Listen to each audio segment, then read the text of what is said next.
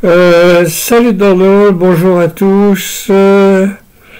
Je vais vous faire aujourd'hui un petit hymne tiré du troisième mandala, l'hymne 4. Je pense pas l'avoir fait déjà. Alors, il s'agit d'un hymne à Agni et à d'autres dieux. Comme ça, c'est assez vague. Et c'est le rishi et Vishvamitra Gatina, c'est-à-dire de la famille qui était opposée à Vashista. Vishvamitra et Vashista étaient deux rishis. Alors, c'est ce qu'on a raconté après. Je ne sais pas si dans l'histoire, si c'est la véritable histoire, mais Vishvamitra et Vashista étaient fâchés parce que le premier rishi du roi Soudas lors de la guerre des 10 rois était Vishvamitra. Il s'est allié avec tous les peuples contre le roi Soudas.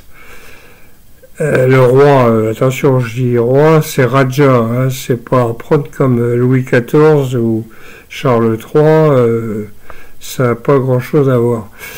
Et parce que et à ce moment-là, donc le roi Soudas a embauché un autre rishi, un autre Purohita, si vous voulez, qui était un rishi et qui s'appelait Vashista. Voilà. Bon, il y a 4 maîtres, dont le fameux Trishtup, là, qu'on retrouve tout le temps, mais ça n'a pas, une fois traduit en français, ça n'a plus aucune importance. Alors, mandala 3, hymne 4. Sois aimable dans chaque assemblée et éveille-nous avec chaque lumière. Tu donnes le trésor des bonnes pensées. Ô Dieu, amène les dieux aux sacrifiants. Tu dis être l'ami des amis. Tu dis des paroles aimables, ô Agni. Donc je vais le relire. Hein. Sois aimable dans chaque assemblée, donc dans chaque sacrifice, et éveille-nous avec chaque lumière. Bon, Agni représente la lumière, l'illumination, etc. Oui, je voulais faire j'ouvre une petite parenthèse. Agni symbolise la lumière et l'illumination, c'est ce qui semble assez logique, puisque c'est le feu. Hein. C'est le feu qui est déifié. Mais en Inde, il représente la lumière. Si le Rigveda avait été fait en Bretagne, par exemple, il aurait représenté la chaleur. Parce que en Inde, il fait tout le temps chaud, en Bretagne, c'est pas tous les jours. Donc voilà, sois aimable dans chaque assemblée et éveille-nous avec chaque lumière. Bon, donne-nous l'illumination. Hein. Tu donnes le trésor, donc l'illumination des bonnes pensées, aux dieux, amène les dieux aux sacrifiants. Le sacrifiant, c'est celui qui paye le sacrifice, c'est-à-dire un maître de maison. Pour les grands sacrifices, c'est un maître de maison, c'est-à-dire qui a les moyens d'entretenir un Purohita, et de faire de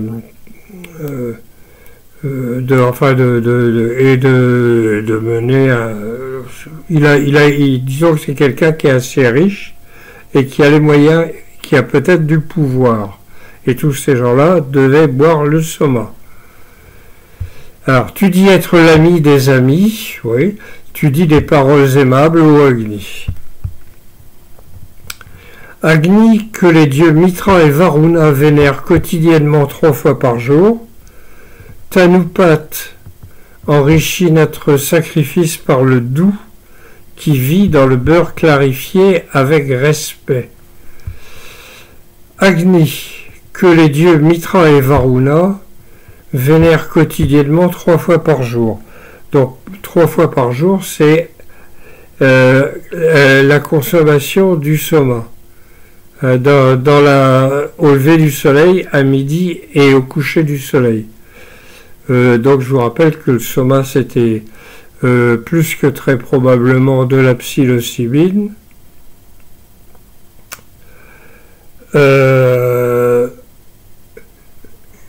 Et que 3 fois par jour, l'effet de la psilocybine dure 6 heures. Donc, 3 fois 6, ça fait 18. Et ça faisait un sacré voyage. Donc, pendant ce temps-là, ils avaient le temps de voir pas mal de choses. Bon, Tanu Napat, je ne sais pas qui c'est, je n'ai pas cherché à savoir ce que ça voulait dire. J'aurais peut-être dû. Bon, trop tard. Enrichit notre sacrifice par le doux. Alors le doux, c'est le soma, hein, qui vit dans le beurre clarifié, parce qu'on le mélange avec du beurre clarifié quelquefois, dans certains coins, dans d'autres endroits, c'est simplement du lait, avec respect, bien sûr. La splendeur qui accorde tous les trésors vient de l'invocateur qui vénère le premier de ceux qui sacrifient. Avec les hommages de ceux qui célèbrent les dieux, la puissance de l'esprit a remué les sacrifiants. Ah bah, tu parles que ça les a remués. Si vous avez 18 heures de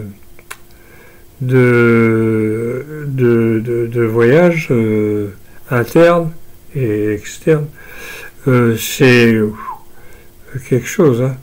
Donc la splendeur qui accorde tous les trésors, donc c'est Agni qui accorde tous les trésors, c'est tous les trésors spirituels, vient de l'invocateur. L'invocateur, c'est le Otard. Hein. Là, je l'ai traduit, mais dans d'autres traductions, vous verrez, ils ont gardé les noms sanscrits.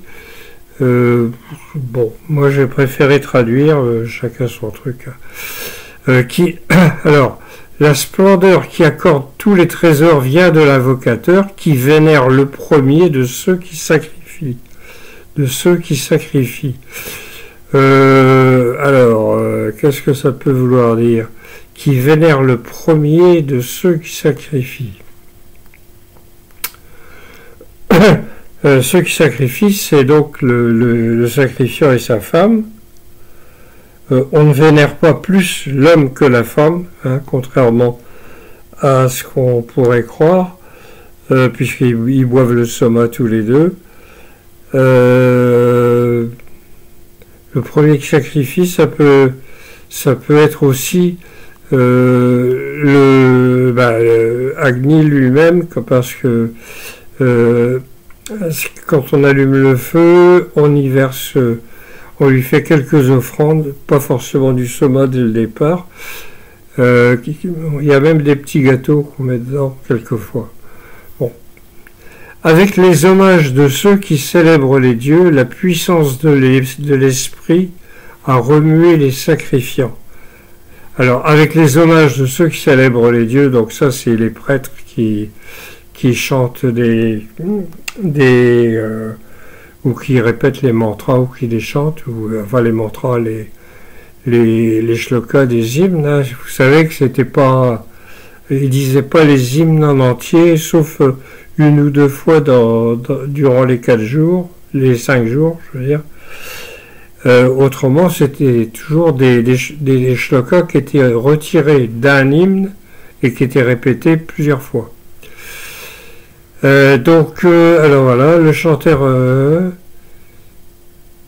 qui sacrifiaient, ceux qui célèbrent les dieux, la puissance de la remue. Bon. Le chanteur a fait s'élever les flammes dans le monde intermédiaire, dans le sacrifice, comme il vous élève. Puissions-nous étendre une large jonchée de couchas. L'invocateur est assis dans le nombril du ciel.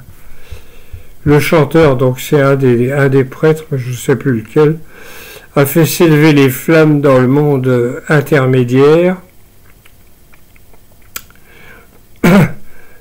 dans le sacrifice, comme il vous élève.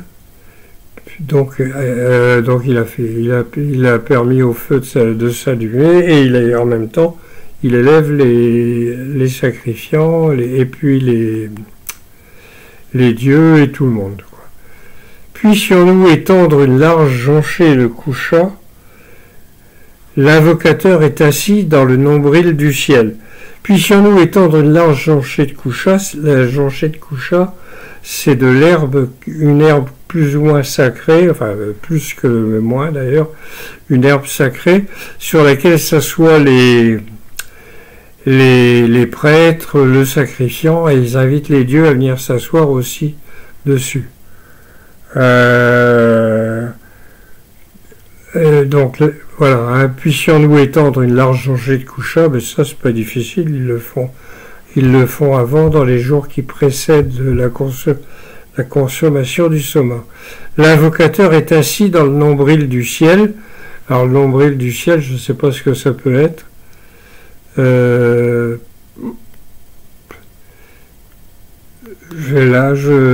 sais pas. Donc si vous avez une idée de ce que peut être le nombril du ciel, le soleil peut-être. Qu'est-ce que l'invocateur il dit? Non, c'est pas ça. Si vous avez une idée, n'hésitez pas. Vous mettez soit en dessous dans les commentaires, soit vous pouvez me contacter sur le site rigveda.blog. Il y a un formulaire de contact. Ne vous gênez pas pour me contacter. Je suis en retraite et j'ai beaucoup de temps de disponible. Les 7 invocateurs ont repoussé par l'esprit et par la vérité ceux qui se pressent et qui dévorent. Ce sacrifice permet aux vivants de voir les nombreuses formes humaines dans les assemblées. Alors, les 7 invocateurs. Donc, il y avait... alors, parmi les 16 prêtres, dans les grands sacrifices, parmi les 16 prêtres, il y en avait 7 qui étaient plus...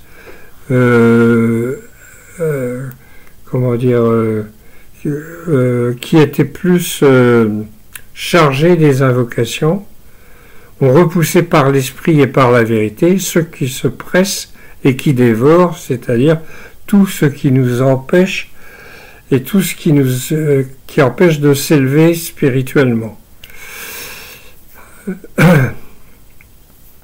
Ce sacrifice permet aux vivants de voir les nombreuses formes humaines dans les assemblées. Alors, on peut le prendre au premier degré. Ce sacrifice permet aux vivants de voir les nombreuses formes humaines dans les assemblées, c'est-à-dire tous ceux qui sont assis là, et comme il n'y a que le feu qui éclaire, bon, c'est peut-être ça, c'est peut-être pas. Hein. Alors, la nuit et l'aurore, propices, sont souriantes, de couleurs et de formes différentes, ça c'est de sorte que Mitra, Varuna, Indra et les Maruts nous aident avec les grandeurs. La nuit et l'aurore, propices, alors il y a un qualificatif pour Agni, hein, alors la nuit et l'aurore sont souriantes, de couleurs et de formes différentes, forcément, puisque la nuit c'est noir et l'aurore ça s'illumine. De sorte que Mitra, Varuna, Indra et les Maruts nous aident avec les grandeurs spirituelles bien entendu. Bon, Mitra et Varuna, Indra, là, vous connaissez. Les Maruts, j'en ai déjà parlé, c'est les vents qui sont turbulents et qui amènent la mousson. Donc on dit que c'est les guerriers, les compagnons de guerre d'Indra, et ils sont connus parce que ils ont des lances avec une lame brillante, donc qui est probablement en cuivre. Et ils portent aussi des bijoux, des colliers en or, tout et tout. Bon. Voilà, hein, ils sont tout le temps fourrés avec Indra. On dit aussi que c'est les fils de Rudra. Voilà. Bon, les grandeurs spirituelles, est-ce nécessaire de préciser? Je sollicite les 2 premiers invocateurs divins. Les 7 tachetés s'enivrent par leur pouvoir personnel. Ils proclament la vérité. Les 2 qui sacrifient à la vérité, les lumineux qui respectent la loi en vivant la loi. Je sollicite les 2 premiers invocateurs divins. Là, je pense qu'il s'agit de Mitra et Varuna, mais c'est pas sûr. Les 7 tachetés, alors j'ai une petite note de bas de page, je vais voir ce que c'est. Les prêtres, ah ouais. Oh, ah d'accord. C'est les 7 prêtres qui portent une peau d'antilope autour de la taille. Ce qui nous fait dire aussi par la même occasion qu'il n'était pas végétarien. Bon, les 7 tachetés s'enivrent par leur pouvoir personnel, parce qu'ils boivent le soma, ils proclament la vérité. Les 2 qui sacrifient à la vérité, ça peut être Mitra et Varuna, et les lumineux qui respectent la loi en vivant la loi. La loi, c'est le dharma. Le fameux dharma, qui ne veut pas dire... on a un peu tendance à confondre... j'ai vu ça, j'ai remarqué ça sur les réseaux sociaux, là, qui s'intéressent à ça, à confondre karma et dharma. Le karma, c'est l'action et ses conséquences, alors que le dharma, c'est la loi et c'est ce que tu dois faire. Voilà. Bon, donc, qui respecte la loi, vivant la loi. Puisse Bharati, alors Bharati, c'est une déesse qui est citée, mais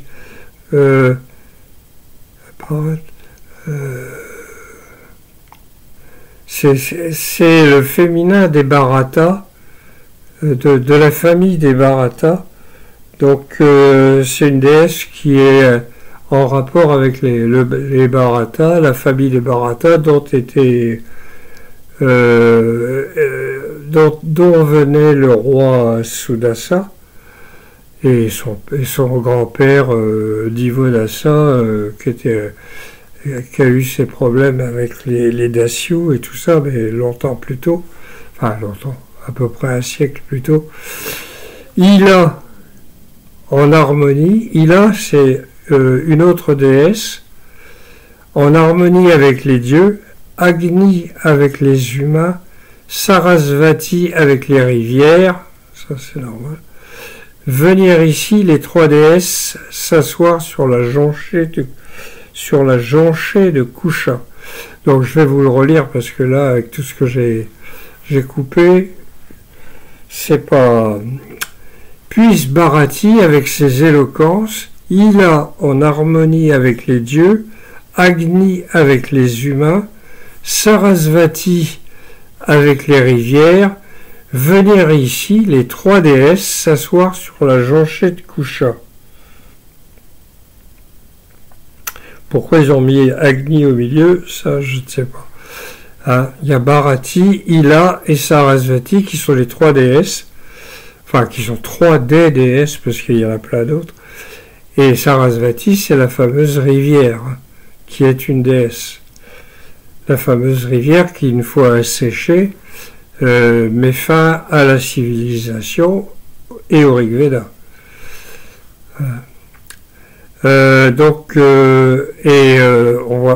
C'est grâce à elle qu'on a pu dater le Rig Veda parce que on sait où elle est puisqu'il donne la géographie dans l'hymne 1075.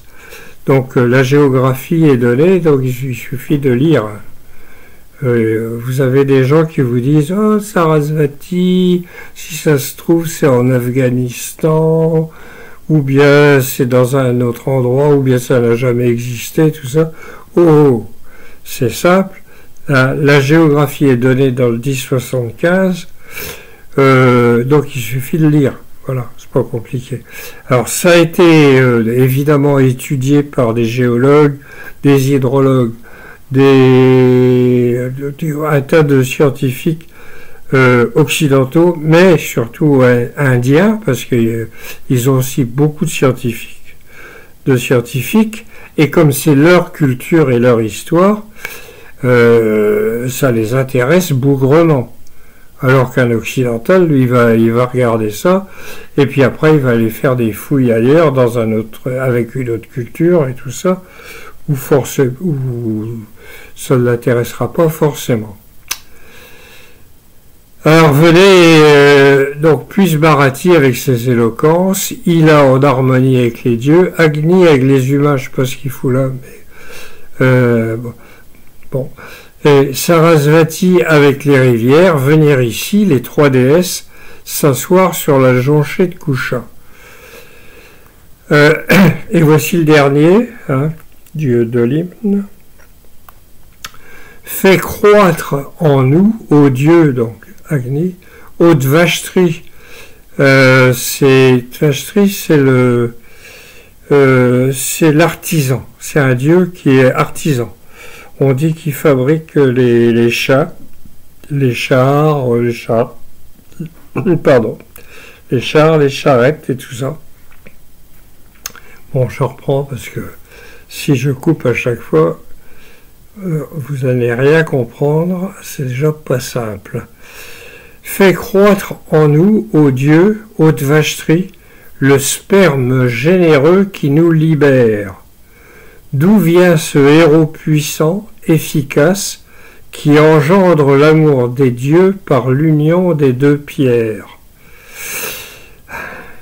Alors, fais croître en nous, ô Dieu, ô Dvashtri, le sperme généreux qui nous libère. Le sperme généreux, c'est évidemment le jus de soma qui nous élève. Si parmi vous, il y en a qui en ont goûté, qui ont goûté au soma, je ne parle pas du sperme, mais du soma, qui ont bu le soma, ou qui ont eu une expérience sans le soma, comme avec le pranayama, le yoga, la méditation, tous ces trucs-là. Vous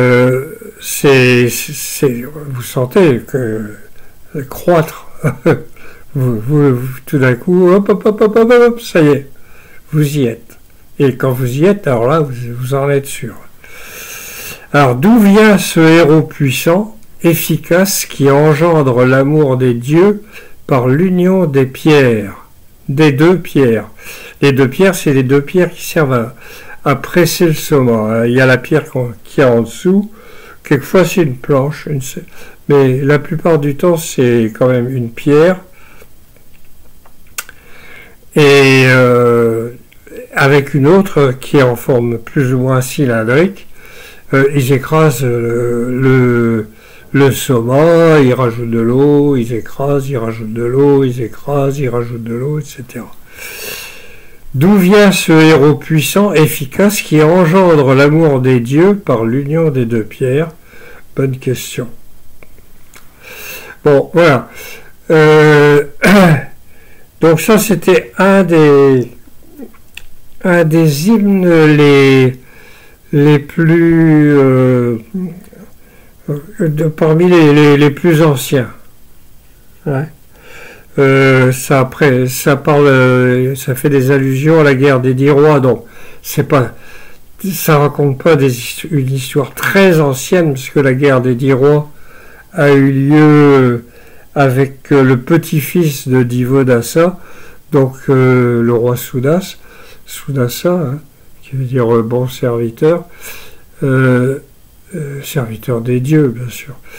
Et c'est après cette guerre des 10 rois, ils se sont calmés en disant « Ouh là là, il faut qu'on arrête parce qu'il y a eu des morts, il y a eu au moins 2 morts, il y a eu 2 combats, il y en a eu un sur la Yamuna et un sur la Parouchni.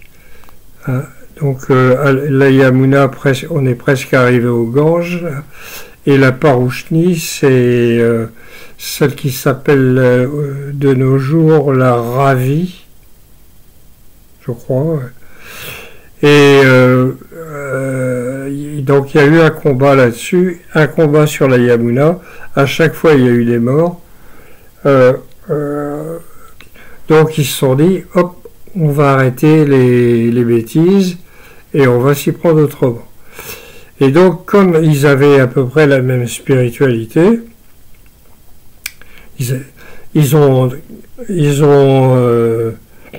mis au point donc le sanskrit védique, parce qu'ils devaient parler des langues qui étaient à peu près les mêmes, mais des langues, alors je vais dire le mot indo-européenne, mais il n'y a pas encore d'européen, donc des langues indiennes qui se développaient d'ailleurs dans tout ce coin-là. Vous aviez au Turkménistan, en haut de l'Afghanistan, en haut à l'est de l'Afghanistan, en dessous l'Ouzbékistan actuel, et puis aussi en Iran. Et tout ce qu'on appelle le Pakistan maintenant, qui à l'époque était l'Inde. Voilà. Donc voilà, c'était un petit hymne comme ça, pris un peu au hasard. Donc voilà, ce que je voulais vous dire. Donc je vous recommande de lire ça. Ça vaut pas très cher, ça doit valoir dans les 10 euros. C'est la civilisation telle que je l'ai reconstituée à partir. Alors, je suis pas tout seul hein, parce que moi et puis beaucoup de chercheurs et de scientifiques indiens et quelques occidentaux, ils sont rares. On a réussi à reconstituer la civilisation qui allait avec le Rig Veda.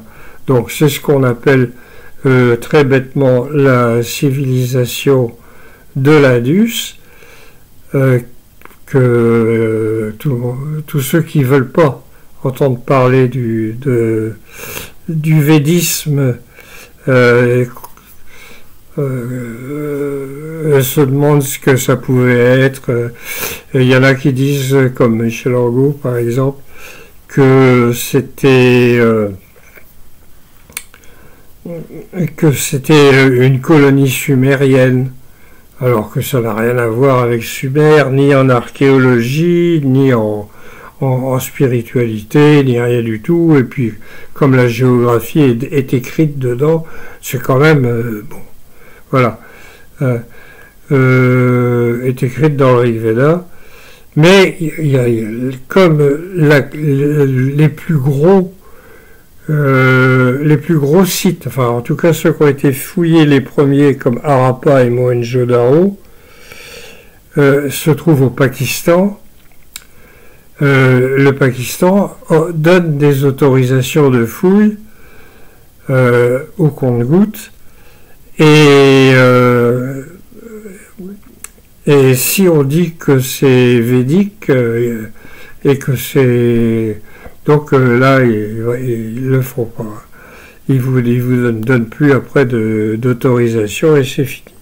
C'est fini. Donc tous les Occidentaux, ils disent, nous, on va pas se mêler de religion. D'abord, on comprend rien au Rig Veda, ce qui ne surprend personne. Et on se contente de dire que c'est voilà une civilisation, c'est pas d'où ils viennent, qu'est-ce qu'ils sont devenus, comment ils pensaient, etc. Sauf que ils n'avaient pas d'armée, ils se faisaient pas la guerre. On a retrouvé des hôtels védiques dans l'Otal, mais normalement les sacrifices se faisaient en dehors des villes. Mais bon, pendant l'été, c'est souvent inondé dans ce coin-là, et surtout en ce moment. Enfin, en ce moment, tous les étés en ce moment, de ces années-ci, là, c'est des inondations épouvantables dans le sud du Pakistan. Et je ne sais pas pourquoi je vais vous parler de ça. Bon, c'est pas grave. Ouais, donc ah oui, en plus ça risque de détruire pas mal de ruines et de reste de cette civilisation.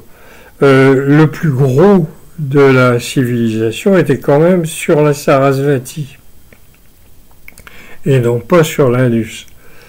Ah, c'est pour ça que quand on dit civilisation de l'Indus, c'est idiot, c'est plutôt la civilisation de la Sarasvati et de l'Indus éventuellement.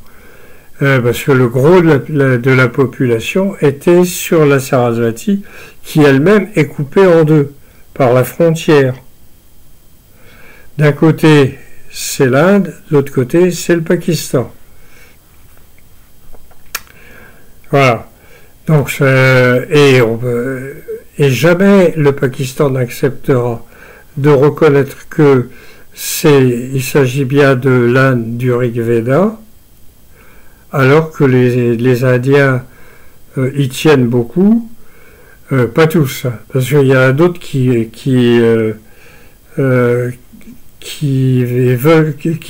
veulent rompre avec la culture indienne et vivre à l'occidental et fonctionner un peu à notre manière, avec notre type de société. Alors on dit qu'ils sont de gauche, mais je vois pas ce qu'il y a de gauche chez ces gens-là. Et ceux qui veulent garder, qui veulent que ce soit védique, on dit qu'ils sont de droite. À ce point de vue-là, je vois pas quel rapport gauche et droite. Honnêtement, ça n'a rien à voir. Peut-être que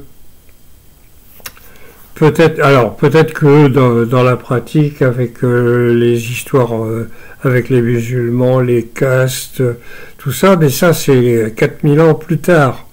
Donc les choses ont considérablement évolué depuis. Donc je vous conseille ce bouquin-là, hein, et dedans vous allez trouver un petit résumé de l'archéologie, de ce que les archéologues ont mis à jour, et en particulier Quénoyer, et je vous conseille son bouquin. Là, je ne l'ai pas pris, mais il est dans mon armoire, comme pas mal d'autres bouquins. Il a fait un livre extraordinaire de The Old Cities of the Indus, quelque chose que je crois que c'est ça. Et c'est en anglais bien sûr, mais c'est plein de photos, c'est bien. Là aussi il y a des photos, mais elles sont pas aussi et puis elles sont pas aussi bonnes que celles de Quénoyer. Et Quénoyer qui ne dit pas que c'est védique et tout, hein, parce que sinon il pourrait plus retourner au Pakistan. Quénoyer, lui, il dit que la Sarasvati, donc, qui s'appelle l'Akra au Pakistan, est probablement la rivière Sarasvati que l'on trouve dans les vieux textes indiens. Voilà. Il se mouille pas, il parle pas de védisme, mais il dit quand même que c'est la rivière qu'on trouve dans les vieux textes indiens. Donc je pense qu'il est lui aussi convaincu que c'est la même chose, mais s'il veut continuer ses fouilles, il est obligé de... bon, alors je vois que le temps passe. Je vous dis simplement que avant de conclure, il y a notre civilisation mondialisée, celle que les Occidentaux ont créée avec la production à outrance et puis le confort à fond.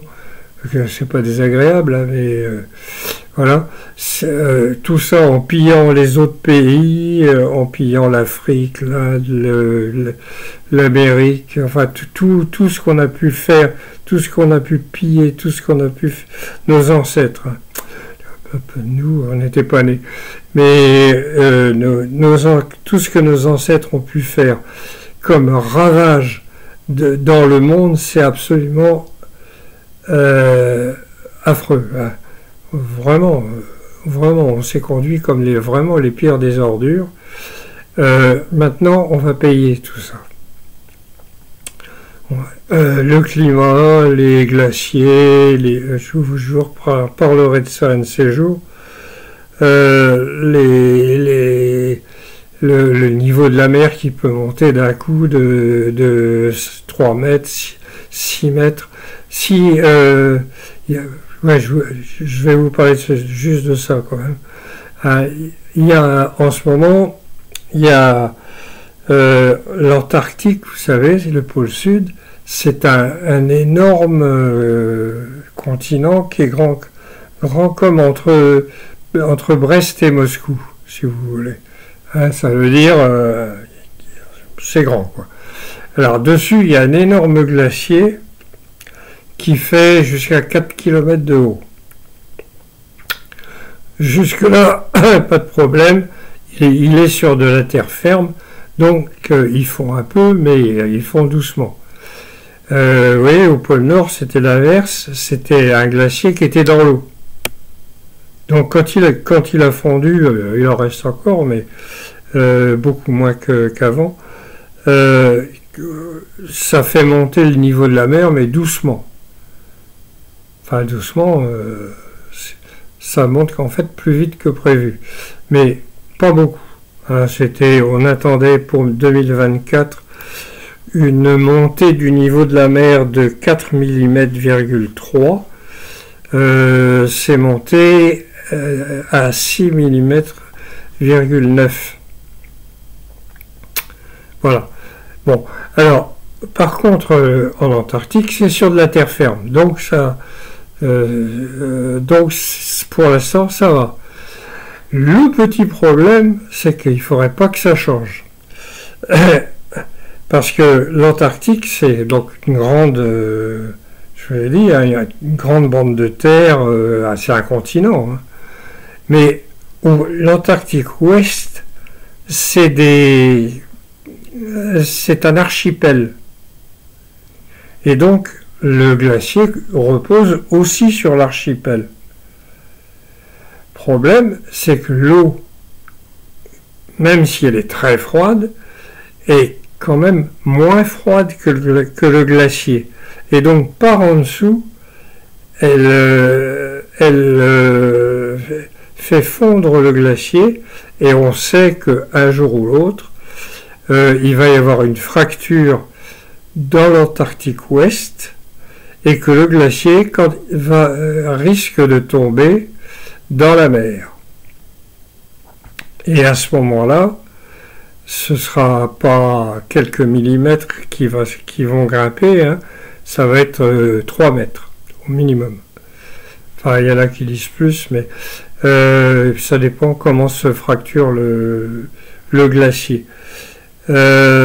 Si ça monte de 3 mètres, il n'y a plus un port sur Terre qui sera utilisable. Voilà. Alors, ça ne va pas se faire tout de suite, rassurez-vous. Par contre, pour les enfants et pour nos petits-enfants, ça va être très dur. Et ça, c'est vraiment quelque chose qui... là, aucun dirigeant de tous les pays mondiaux ne s'intéresse à ça, tout le monde s'en fout.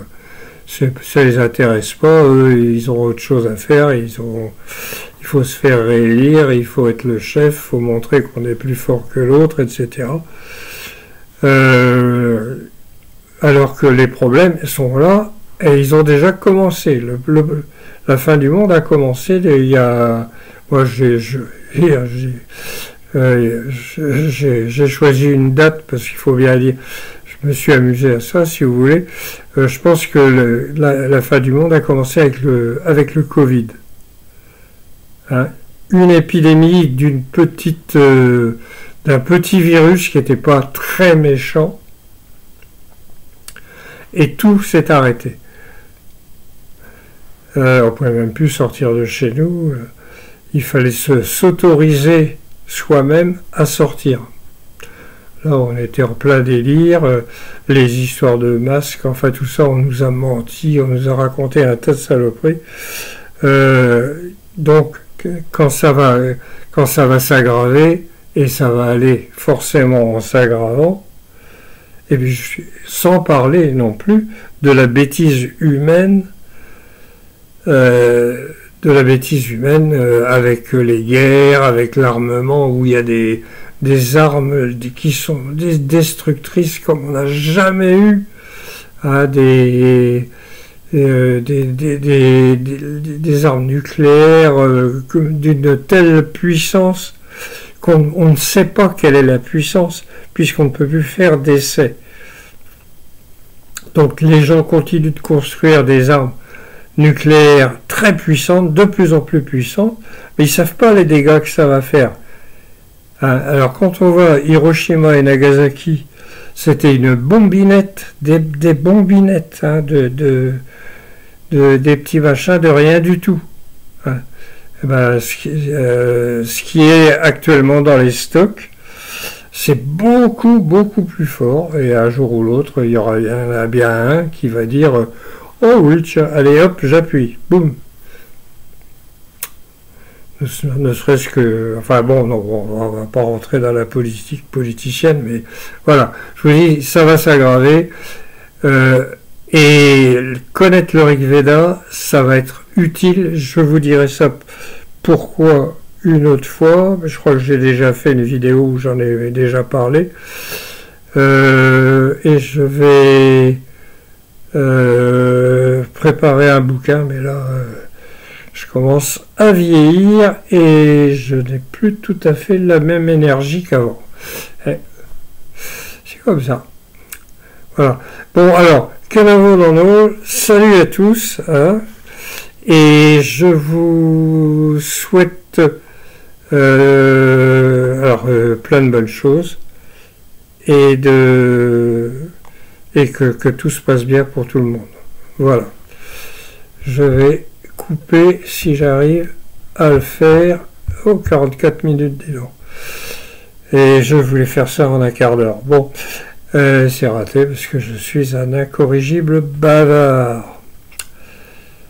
Cadavre dans l'eau.